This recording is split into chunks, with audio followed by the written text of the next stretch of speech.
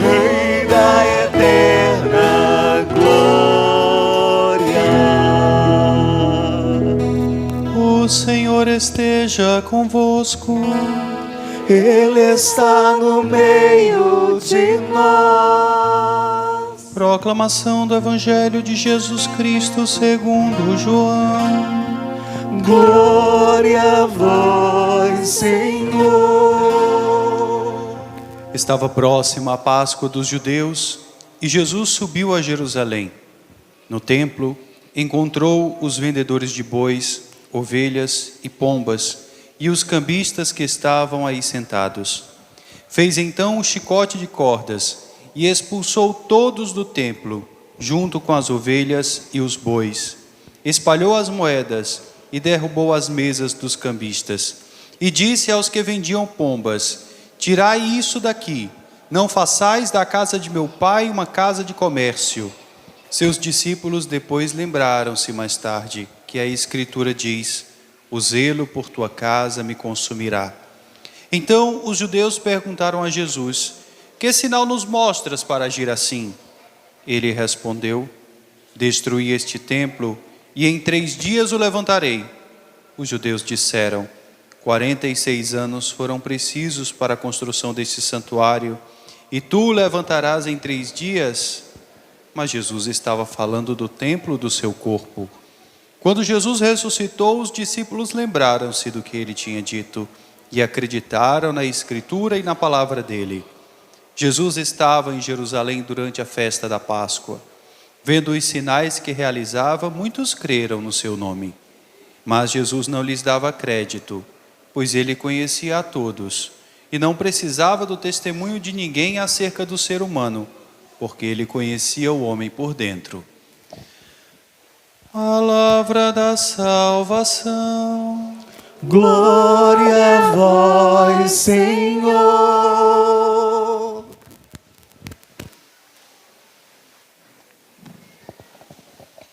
Que as palavras do Santo Evangelho perdoem os nossos pecados. Louvor a vós, ó Cristo. Meus irmãos e minhas irmãs, nós estamos celebrando hoje o 3º domingo do tempo quaresmal. E a liturgia desse domingo hoje nos coloca diante da lei e do templo. Na primeira leitura tirada do livro do Êxodo, nós vemos a lei sendo dada por Deus através de Moisés ao povo de Deus. Aquele povo que recentemente tinha sido libertado da escravidão do Egito. Eles foram libertados da escravidão para agora dirigirem-se à terra que o Senhor daria àquele povo, mas eles não seriam um povo sem lei. Eles não seriam um povo sem Deus. E ali no deserto, aos pés da montanha sagrada, no Monte Sinai, eles fazem um pacto, eles fazem uma aliança, e a partir desse momento vocês serão meu povo, e eu serei o Deus de vocês. E para que vocês sejam meu povo, vocês se guiarão pela minha lei, pelos meus preceitos. E aqui nós temos o decálogo, os 10 mandamentos sendo apresentados ao povo de Israel. O primeiro deles: não, eu sou o Senhor teu Deus que te tirou do Egito, da casa da escravidão. Não farás para ti imagem esculpida, nem figura alguma do que existe em cima do céu, ou embaixo da terra, ou do que existe nas águas, embaixo da terra. Não te prostrarás diante desses deuses, nem lhes prestarás culto. O povo de Israel vivia na iminência da idolatria, por estarem cercados de povos politeístas que adoravam vários deuses. E havia os deuses conhecidos e os deuses já consagrados do mundo antigo e desses povos, mas havia vários ídolos que as pessoas confeccionavam.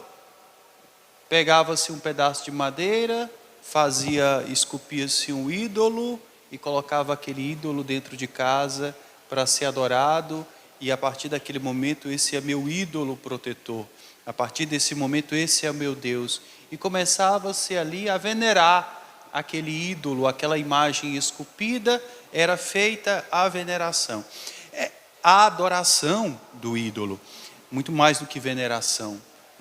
Então aqui nós vemos a iminência sempre, o perigo sempre de cair na idolatria. Por isso nós vemos uma proibição veemente aqui contra as imagens esculpidas dos ídolos. É importante dizer e lembrar que aqui não tem nada a ver com o culto aos santos, o culto que nós cristãos católicos prestamos aos nossos santos, não tem nada a ver com a imagem que nós confeccionamos e expomos para a veneração pública dos nossos santos. Não tem nada a ver. Aqui o povo de Israel vivia do perigo iminente da idolatria. Bastou que Moisés se ausentasse da presença do povo, subisse ao Monte Sinai para estar na presença de Deus e receber a lei. Moisés demorou um pouquinho e o povo lá embaixo, eles começaram a recolher bronze entre si, canecas, vasos de bronze, utensílios, pratos de bronze, fundiram e confeccionaram um touro e disseram: pronto, Israel, este aqui é o Deus que te tirou do Egito. E Deus diz a Moisés: desce depressa, porque o teu povo se corrompeu lá embaixo. Eles tinham acabado de ser libertados do Egito e já estavam praticando a idolatria lá embaixo no Monte Sinai, adorando um touro de ouro, um touro de bronze, não é? Então havia esse perigo iminente da idolatria. Tanto que Deus, quando se revela a Moisés, Deus não diz seu rosto. E também não diz seu nome. É curioso o nome de Deus, porque o nome de Deus não é um nome próprio, mas o nome de Deus é uma ação. Eu sou, eu estou contigo. Quem é o Senhor? Que nome eu vou dar? Qual é teu rosto? Qual é a tua imagem? Qual é a tua face? A face que eu vou apresentar ao povo para dizer que eu fui enviado por você? E Deus diz: eu sou. Eu sou, eles não são. Os ídolos não são. Esses falsos deuses do Egito não são deuses. Eu sou Deus. E mostro. E mostrarei que sou Deus. Né? Então Deus não dá um nome. Deus não dá a sua face. Porque sabe que se mostrasse seu rosto, sua face ele seria adorado como um ídolo e não como um Deus. Portanto, Deus não mostra seu rosto. Moisés mesmo não vê o rosto de Deus e nunca viu a face de Deus. O pouco que Moisés conseguiu ver de Deus, e ele pede ao Senhor: Senhor, mostra-me a tua face depois no Monte Sinai. E Deus não deixa Moisés ver sua face, mas Deus passa de lado. E Moisés vê Deus de lado, de relance, e ainda põe a mão atrás para que Moisés não veja o rosto, não veja a face de Deus. Moisés só viu um pedaço das costas de Deus, e isso foi o suficiente para que o rosto de Moisés brilhasse por vários dias, e as pessoas tinham dificuldade de olhar para a face de Moisés, porque ela reluzia, ela brilhava, porque ele tinha simplesmente estado na presença de Deus por alguns instantes, por alguns momentos. Moisés pediu isso e Deus passou de lado, né, e mostrou um pouco da glória, do brilho dele para Moisés. Então aqui havia esse perigo constante, iminente da idolatria. E passado esse perigo, é interessante que no mesmo livro do Êxodo, na tampa da Arca da Aliança, Deus pede que Moisés confeccione a imagem de 2 querubins, de 2 serafins, que ficarão cobrindo a tampa, o propiciatório da Arca da Aliança. No domingo que vem, quando o pecado se multiplica e a murmuração se multiplica no meio do povo de Israel, nós vemos Deus pedindo a Moisés, como sinal e como cura, eles confeccionem uma serpente de bronze e a coloquem pendurada numa haste. E todos aqueles que forem picados pelas serpentes, ao olharem para a serpente de bronze, seriam curados dos males, do veneno das cobras. Então, nós vemos aqui coisas diferentes e coisas distintas, né? Então, nada tem a ver com a imagem dos santos. Quando um fiel adora com veneração uma imagem de São Francisco, uma imagem de Santa Teresinha, compra essa imagem de um artesão, de um escultor qualquer, e depois vem à igreja e pede que o padre abençoe, depois leva para sua casa com toda a fé, com toda a piedade, e ali acende a sua velinha e faz suas orações. O nosso povo sabe, desde o povo mais simples, desde aquela pessoa mais simples e com menos instrução sabe, que não é Santa Teresinha. Aqueles que adoravam os ídolos, não. O nosso Deus está aqui, neste pedaço de madeira, aqui é o nosso Deus. Ninguém olha para uma imagem de São José e diz que São José está aqui, né? São José está no céu, né? Ninguém olha para a imagem de Nossa Senhora de Fátima e diz, Nossa Senhora está aqui. Sabemos que a Mãe de Deus é a Mãe do céu, e ela nos vê da eternidade, ela nos contempla da eternidade, nos contempla do céu, né? Não é um ídolo, né? Não é um ídolo, tanto que se quebra, a gente enterra, confecciona uma outra imagem e adora, porque mostra e nos lembra quem foi São José, quem foi Santa Teresinha, quem foi São Francisco. E nós fazemos nossas orações, fazemos nossas preces, e eles que foram amigos de Deus aqui nesse mundo, e já nesta vida foram intercessores, e com o poder de sua oração, de sua amizade, dos sacrifícios de suas vidas oferecidos a Deus, ainda em vida, fizeram tanto bem. Depois que fizeram sua Páscoa e passaram deste mundo para a eternidade, eles continuam intercedendo a Deus por nós, eles continuam fazendo muito mais agora na eternidade aquilo que eles já faziam em vida. Portanto, o poder da oração e da intercessão dos santos continua, mesmo após a morte deles, porque eles foram se unindo ao Senhor na sua vida terrena, e depois da morte não estão separados de Deus, mas estão agora mais unidos e mais próximos do Senhor, e continuam intercedendo por nós. E a vida deles é para todos os fiéis e para toda a igreja um testemunho, um exemplo e uma inspiração de todos nós. Os santos, eles não ocupam e não tomam o lugar de Deus e não ofuscam o lugar de Deus, mas muito pelo contrário, eles são sinal e expressão do louvor e da glória de Deus, e eles reforçam mais ainda a grandeza, a santidade do nosso Deus. Portanto, aqui não tem nada a ver, né, misturar o culto, a veneração dos santos e da imagem dos santos com aquilo que é retratado aqui no livro do Êxodo, né? E até mesmo depois vai ser permitido, quando não há mais, afastado o perigo da idolatria. Dentro do templo de Salomão havia o mar de bronze, que era um vaso enorme de água, cheio de água, e que os sacerdotes usavam para a sua purificação, e que era sustentado por 4 touros de bronze.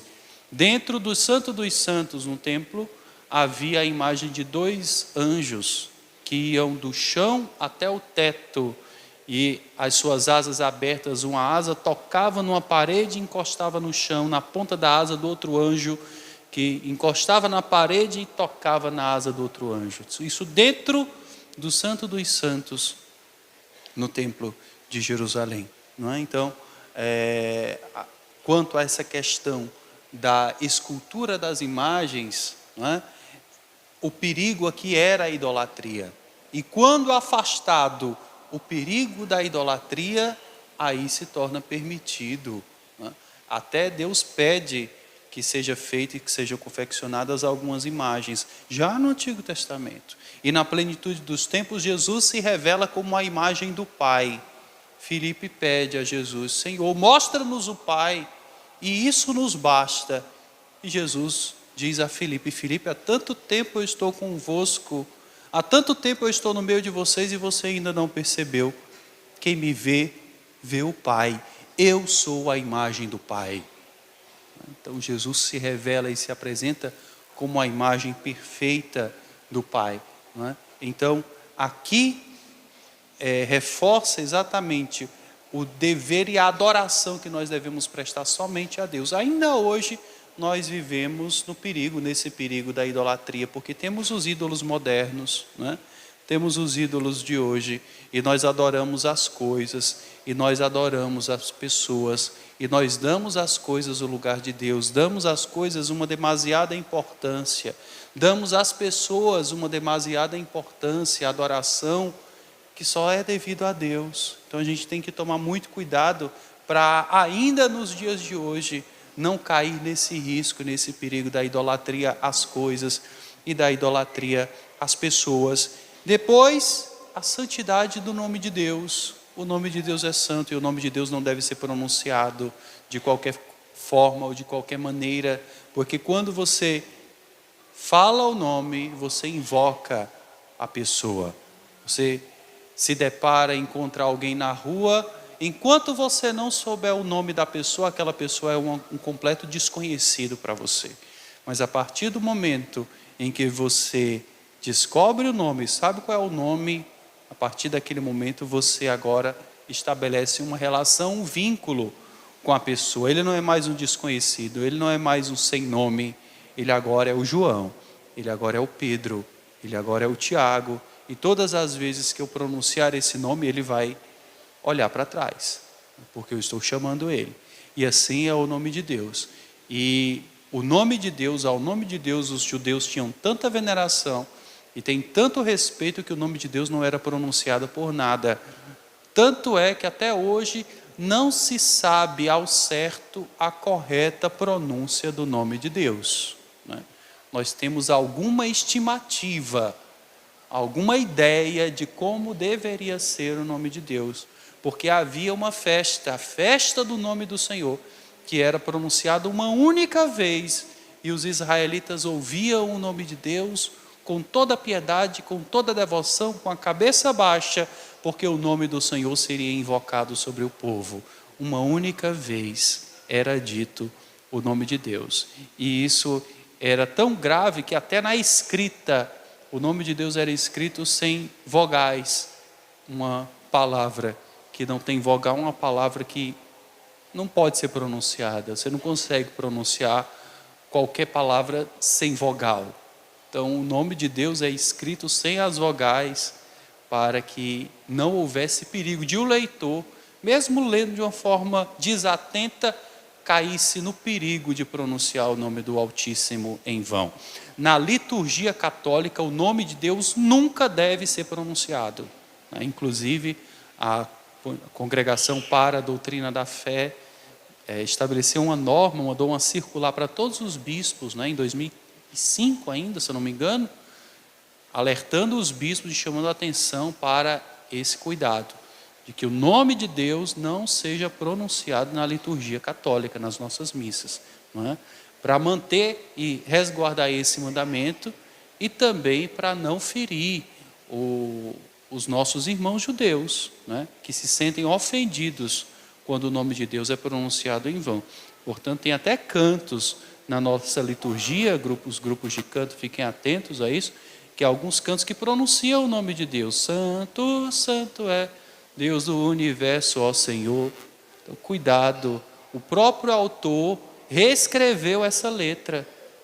Depois procurem, né? O próprio autor do canto reescreveu a letra e mudou a letra exatamente para se adequar à norma litúrgica e atender essa instrução da Pontifícia, né, da Congregação para a Doutrina da Fé, para que a gente pudesse resguardar essa norma de não pronunciar em vão o nome de Deus, mesmo na liturgia, mesmo no culto sagrado. Na missa, o nome de Deus nunca é pronunciado, né? Nunca é dito, né?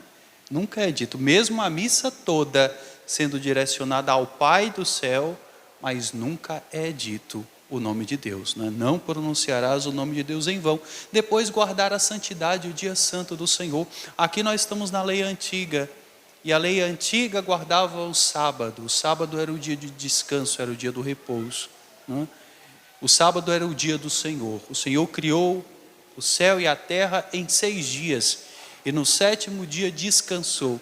Portanto, o homem também deverá no 7º dia descansar, repousar, para poder olhar para si, para poder olhar para o seu trabalho, para poder olhar para a sua vida, para poder se examinar e se perceber diante do Altíssimo, diante da criação, e ver, assim como Deus parou no 7º dia diante de sua criação, parou de criar para contemplar e para ver que tudo o que tinha feito era muito bom, o homem também deverá no dia de sábado parar e olhar para a sua semana, e olhar para o seu trabalho, e olhar para as suas ações e ver se suas ações também são boas. Hoje a gente vive uma vida frenética e tem muita gente que trabalha de segunda a segunda e que nunca para e pensa que isso é progresso, e pensa que isso é sucesso, e pensa que com isso vai se tornar mais rico.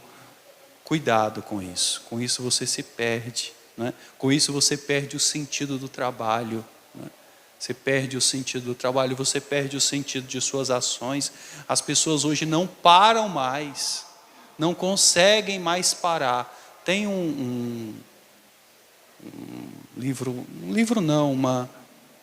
episódio do Charlie Chaplin, que é interessante, né, que se chama Tempos Modernos, né, e que ali naquele tempo ainda, no cinema mudo, o ator fazia uma crítica exatamente ao período industrial, a industrialização, isso no começo do século passado, né, na década dos anos 20, 30, né, se fazia essa crítica a essas jornadas de trabalho frenéticas em que a pessoa não para mais, né?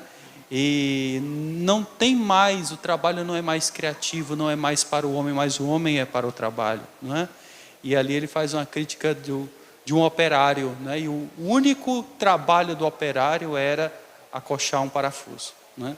Acochar um parafuso. E ele passa o dia todinho ali acochando aquele parafuso. Tanto que quando ele sai dali, ele continua e vai para casa repetindo o mesmo movimento, porque acabou se tornando também máquina e sendo engolido pelo trabalho e não consegue mais se dissociar e se diferenciar daquilo que ele faz. A única coisa que ele faz é só apertar aquele parafuso. Aí ele vai para casa assim, né?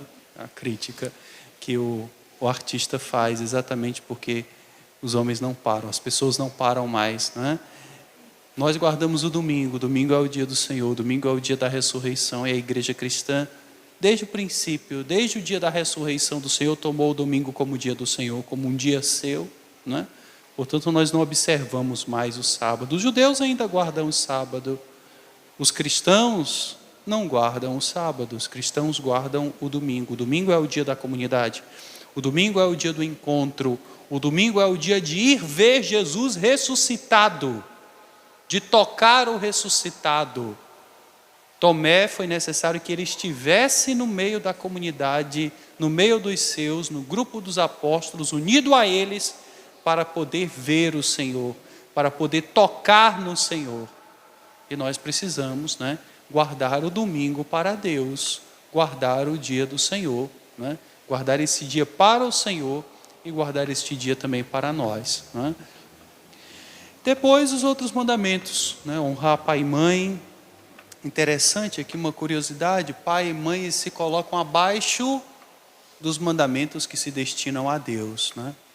A importância e a honra devida aos nossos pais, né? Seu pai, sua mãe, eles são autoridade e estão abaixo de Deus, exatamente abaixo de Deus. E eles são sinal de Deus, canal da graça de Deus para a sua vida. Então a gente deve sempre honrar e respeitar nossos pais, né? E não querer ser juiz de seu pai, nem querer ser juiz de sua mãe. Muito cuidado com isso. Tem muita gente que vai para o inferno por causa disso, porque quer ser juiz do pai e da mãe. Não queira ser juiz de seu pai e de sua mãe. A paternidade e a maternidade é um dom de Deus. E se você for um mau pai, se você for uma má mãe, você vai ser cobrado e vai ser julgado por Deus por causa disso. Porque Deus te deu um dom com a maternidade e com a paternidade, e você exerceu mal esse dom, essa graça, essa bênção que Deus te deu, mas que você foi um péssimo pai, foi uma péssima mãe, e o Senhor te cobrará disso. Mas os filhos não podem querer julgar seus pais, né? Ah, não, mas ele foi muito ruim, ele foi muito cruel, ele foi muito perverso. Deixa que Deus vai julgar teu pai e tua mãe, mas não queira ser você o juiz. A você cabe honrar teu pai e tua mãe, para poder viver longos anos nesta vida. E um dia você também vai ser pai, um dia você também vai ser mãe. né? Depois, não matar, não cometerás adultério, não furtarás, não levantar falso testemunho, né? Muito cuidado com o falso testemunho, né? O falso testemunho entra no decálogo porque muitas vezes uma pessoa que é caluniada, ela não tem defesa. Quando você levanta uma calúnia, aquilo que hoje a gente chama de fake news, né? Quando você espalha uma fake news sobre uma pessoa, muito cuidado com isso. Isso é um pecado gravíssimo. O falso testemunho é um pecado gravíssimo, porque às vezes você destrói a vida de uma pessoa e talvez ela nunca consiga se recompor, ela nunca consiga restabelecer a boa fama dela por causa de uma difamação, por causa de um falso testemunho que você levantou, né, contra essa pessoa, né? Então, muito cuidado com isso. Depois, não cobiçar a mulher, não cobiçar as coisas, né? O escravo aqui era um contexto completamente diferente, né? Havia essa realidade da escravidão, né? No mundo antigo, havia essa realidade da escravidão no mundo antigo. Então, se fala aqui, o escravo era um objeto, né? Era um objeto, uma propriedade pessoal. Então se fala, não cobiçarás o escravo, nem a escrava, nem o boi, nem o jumento e nem qualquer coisa que lhe pertença, né? Então aqui nós temos a lei dada ao povo no Antigo Testamento, e foi muito importante, foi fundamental nesse tempo para um povo que não tinha lei, para um povo que ainda não conhecia a Deus. Mas chega a plenitude dos tempos, né? Chega a plenitude dos tempos, e na plenitude dos tempos Jesus se revela como cumprimento pleno da lei, e aquilo que ele mesmo diz no Sermão da Montanha: não pensem que eu vim para abolir a lei e os profetas, mas eu vim para revelar-lhes a plenitude, para elevá-las à perfeição. Ouvistes o que foi dito, não matarás, eu porém vos digo, todo aquele que se encolerizar contra o seu irmão e chamar de patife será condenado no fogo do inferno, né? Houve um tempo em que levantar a mão contra o outro e tirar a vida do outro bastava, não matar, né? O ato de pegar uma arma e tirar a vida do outro, bastava não fazer isso. No reino de Deus, só isso não basta, porque a gente não mata só com as armas, nós matamos também com as palavras, nós matamos também dentro de nós, matamos também dentro do nosso coração, né? Quantas vezes você já deve ter dito isso para alguém: a partir de hoje você morreu para mim. O que foi que você fez? Você matou dentro do seu coração seu irmão, né? Você matou. A partir de hoje ele não existe para mim. Você matou, né? Você matou seu irmão dentro do coração, né? Não vai ser julgado pelos homens como um homicida, mas vai responder diante de Deus, né? Então o Senhor eleva, Ele não abole. Não pense que eu vim abolir, mas eu vim para elevar à perfeição a lei mosaica, né? E Jesus eleva em si a lei de Deus, e eleva e faz cumprir na sua pessoa a profecia. No domingo passado nós víamos Jesus transfigurado em glória e em luz, e ao lado de Jesus, Elias e Moisés. A profecia e a lei se resumem e encontram seu lugar e perfeição na pessoa de Jesus. Jesus, no evangelho de hoje, é levado a Jerusalém, sobe a Jerusalém. E em Jerusalém, Jesus se depara com essa cena: o templo de Deus, a casa de Deus, o lugar do encontro com Deus, onde os israelitas eram convidados a subir à casa do Senhor para oferecer ali seus sacrifícios, os sacrifícios pelas mais variadas necessidades humanas, os sacrifícios expiatórios para pedir perdão dos pecados, os sacrifícios propiciatórios para pedir graças a Deus, os sacrifícios de ação de graças para agradecer a Deus por uma benesse, um bem recebido, uma graça recebida, os holocaustos em que se queimava tudo e era a vida oferecida, essa ideia de oferecer um sacrifício, uma vida sacrificada diante de Deus, que os israelitas faziam e que os povos antigos faziam, representava a minha vida sacrificada diante de Deus.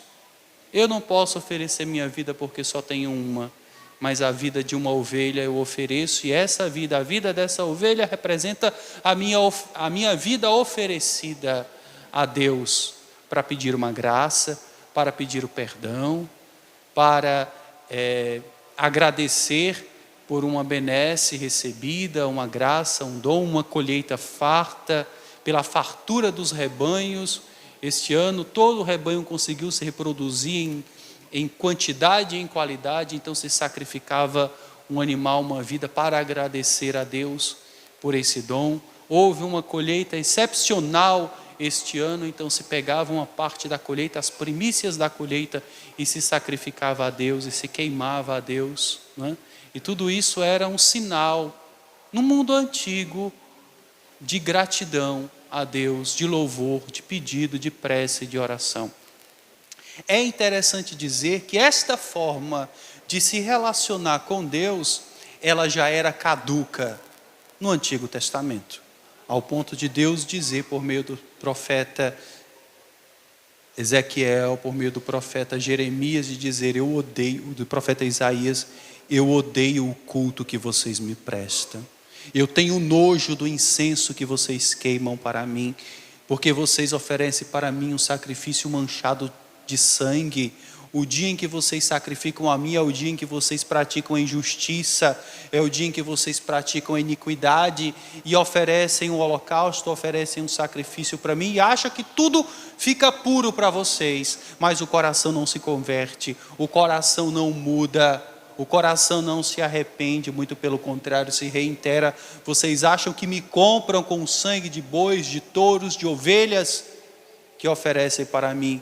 Eu tenho nojo do sacrifício de vocês, né? Então isso já está no Antigo Testamento. No Antigo Testamento isso já era caduco.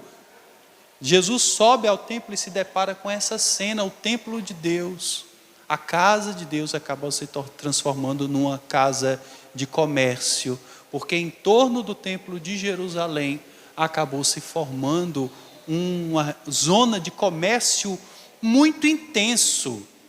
Tem um escritor, historiador do período de Jesus, Flávio Josefo, que era sacerdote, e ele relata que numa Páscoa chegou-se a oferecer o sacrifício de 20.000 ovelhas. De 20.000 ovelhas. As pessoas iam ao templo, e ali ao redor do templo tinha os animais que eram vendidos para serem sacrificados. Porque era muito difícil uma pessoa vir lá da sua terra, longe, distante, trazendo uma ovelhinha. O animal morria no meio do caminho. Então era muito mais prático comprar o animal ali e sacrificá-lo ali. Os mais ricos compravam um touro, compravam uma ovelha, compravam um cordeiro, compravam uma cabra, um bode. Os mais pobres, coitadinhos, compravam um par de rolinhas, compravam um par de pombos, aquilo que eles podiam oferecer a Deus, para não ficarem fora da religião, para não ficarem fora dos sacrifícios. E ainda tinha outra coisa: os cambistas. Dentro do templo de Jerusalém não podia entrar as moedas romanas, por isso aqui aparece a figura dos cambistas. As moedas romanas, que era a moeda que circulava, nesse período Israel era dominado pelos romanos, e a moeda que circulava na rua, a moeda que estava no bolso das pessoas, era uma moeda com a face do divino imperador Tibério César, e do outro lado sua mãe, adorados, divinizados como deuses. Essas moedas, elas eram idólatras, né? Então não podia entrar essas moedas dentro do templo de Jerusalém. Então as pessoas chegavam ali na porta do templo de Jerusalém e imediatamente trocavam as moedas que tinham no bolso por moedas que podiam circular lá dentro. E aí o cambista tirava o seu ágio, tirava o seu lucro, né? Fazia a conversão e tirava a porcentagem dele, e que era sempre generosa e que era sempre muito farta, dado o fluxo de pessoas que iam a Jerusalém em todos os anos, em todo ano, mas principalmente na Páscoa, né? Principalmente na Páscoa. Então a partir daí a gente compreende a revolta de Jesus, quando chega no templo de Jerusalém e em vez de encontrar Deus, encontra uma casa de intenso comércio. E aí Jesus começa a tecer um chicote de cordas, as cordas das cabrinhas, das ovelhas que iam amarradas, deviam ser jogadas ali do lado. O Senhor começa a tecer um chicote com essas cordas abandonadas e jogadas dos animais que já tinham sido sacrificados, e faz um chicote. E aqui nós temos uma ação profética, um sinal profético de Jesus, onde Jesus expulsa do templo os bois, as cabras, as ovelhas, os vendedores, os vendilhões, os cambistas, expulsa tudo. Tirai tudo isso daqui. Vocês fizeram da casa do meu pai uma casa de comércio, não façais da casa do meu pai uma casa de comércio. Jesus, ao fazer isso, nessa atitude profética dele, ele está com isso abolindo esse sacrifício antigo. E o que é que se coloca no lugar? É ele próprio, é ele mesmo. Não é agora mais o sangue de touros, de bois, nem de ovelhas, mas agora é ele o sacrifício.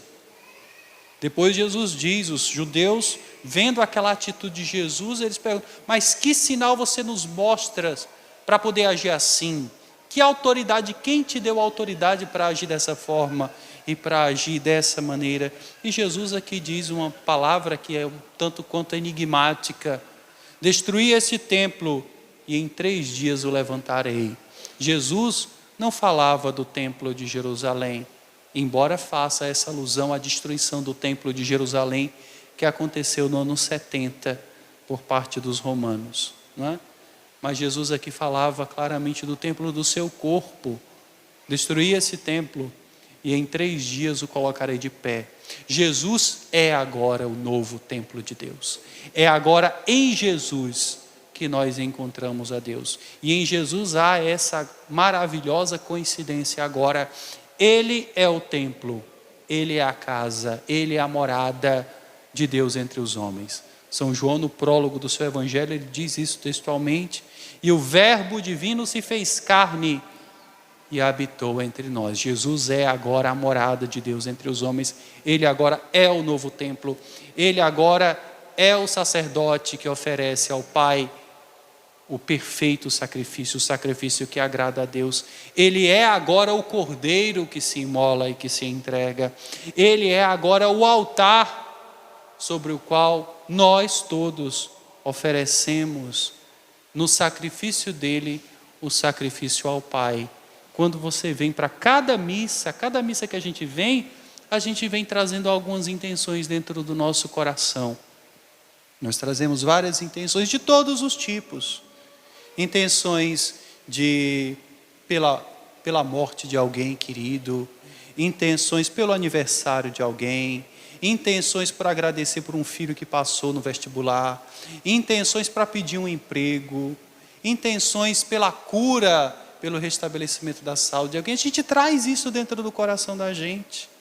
Nós trazemos isso. E na missa, todas estas intenções são oferecidas no altar de Deus. Se fosse no sacrifício antigo, para cada intenção dessa tinha que ter um animal sacrificado. Para cada intençãozinha dessa tinha que ter um animal sacrificado, não é? Nos sacrifícios antigos. Agora não. Nós vamos à casa de Deus e levamos o nosso coração cheio de intenções. E nós ofertamos no sacrifício da missa, no sacrifício incruento do altar, nós oferecemos por meio de Jesus o único sacrifício que agrada ao Pai, porque Ele agora olha para o sacrifício oferecido e vê nesse sacrifício o corpo do seu Filho amado, o sangue do seu Filho amado, e Ele acolhe de bom grado esse sacrifício, porque é o sacrifício do seu Filho amado. Deus olha e vê. Quando o padre faz a doxologia por Cristo, com Cristo e em Cristo, erguendo o cálice com vinho consagrado e a patena com a hóstia consagrada, erguendo ao Pai, né? Por Cristo, com Cristo e em Cristo, a vós, Deus Pai Todo-Poderoso, na unidade do Espírito Santo, toda a honra e toda a glória, agora e para sempre, por todos os séculos dos séculos. E a Assembleia deve, nesse momento, exclamar com força: amém, porque esse é o momento da oferta do sacrifício, né? O momento da doxologia é o momento em que o sacerdote entrega a Deus o sacrifício santo, o sacrifício, as intenções que a gente traz dentro do coração, com o sacrifício do corpo e do sangue do Senhor, já consagrados, já feito o memorial. Na consagração agora é corpo e é sangue de Cristo, e isso se oferece ao Pai por nós todos. E isso é a missa, esse é o sacrifício da nova e da eterna aliança. Portanto, o sacrifício na cruz de Jesus, o Cordeiro de Deus, aboliu todos estes sacrifícios antigos. Aboliu todos estes sacrifícios antigos. Por isso, São Paulo, na segunda leitura de hoje, ele vai dizer: os judeus ficam procurando sinais milagrosos. Até hoje, os judeus esperam por sinais, os sinais do Messias, os sinais da vinda do Messias. Os gregos ficam procurando sabedoria, buscando sabedoria. Nós vos anunciamos Cristo e Cristo crucificado, escândalo para os judeus, loucura para os gregos, mas para aqueles que creem, né? Para aqueles que creem, é sabedoria de Deus e é força de Deus. Na cruz do Senhor, nós temos a sabedoria e a força do nosso Deus, que nos salva e que nos redime. Portanto, meus irmãos e minhas irmãs, que hoje, nesse terceiro domingo da Quaresma, nós possamos com Jesus, entrando nele, fazer essa experiência de entrar nele, o templo de Deus, fazer essa experiência de deixar que ele seja a lei que restabelece em nós o pleno cumprimento com a vontade do Pai e que nos santifica e nos purifica plena e verdadeiramente, não só aqui e agora, mas para a eternidade, para todo sempre. Louvado seja nosso Senhor Jesus Cristo. Para sempre seja louvado. Creio em Deus